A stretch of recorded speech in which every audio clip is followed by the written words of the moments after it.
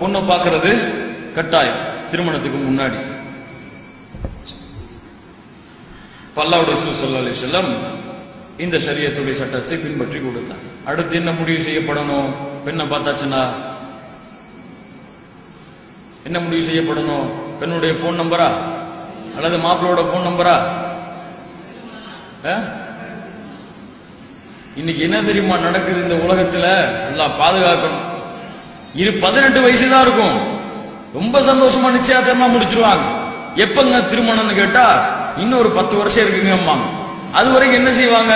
அந்த மாப்பிள்ளையும் பொண்ணு முன்னாடி உட்கார்ந்து பேசிட்டு இருப்பாங்க. இதுல போன்ல அனுமதிக்கப்பட்டதா?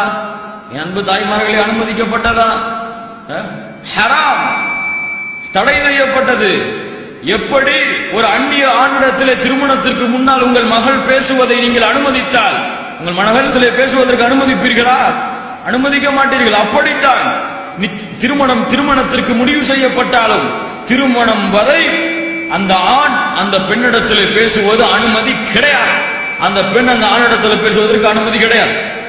பேசலாம் 2-3 தடவைகள் நேரில் உட்கார்ந்து சம்மதத்திற்காக மஹரமோட துணை கொண்டு ஒரு அந்த பெண்ணுடைய மஹரம பக்கத்துல வச்சுக்கிட்டு 2-3 தடவை அந்த பெண்ணோட சம்மதம் கேட்டு எப்படிமா இருக்கணும், எப்படிமா விரும்புறேன்னு கேட்டுட்டு 2-3 தடவை தாத்தா பேசுறதுக்கு வாய்ப்பு. போன் நம்பரை வாங்கிட்டு காலமுள்ளா பேச்சுட்டு இருக்கிறதுக்கு இந்த மார்க்கத்துல வாய்ப்பு கிடையாது, அனுமதி கிடையாது. புரிஞ்சுக்கோங்க சரியா? எப்படி அந்நிய பெண்ணிடத்துல பேசுவதோ அப்படித்தான், எப்படி அந்நிய ஆணிடத்துல பேசுவதோ அப்படித்தான். பார்க்க அனுமதி இருக்குன்னு சொல்லி வாரம் வீட்டுல போய் பார்க்க அனுமதி இல்ல.